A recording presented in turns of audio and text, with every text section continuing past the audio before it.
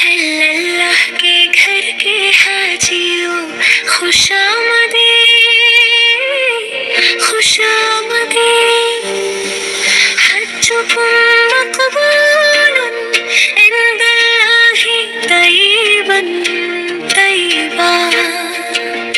तुम्हारा हज अल्लाह के नजदीक कबूल हो, बहुत मुबारक हो।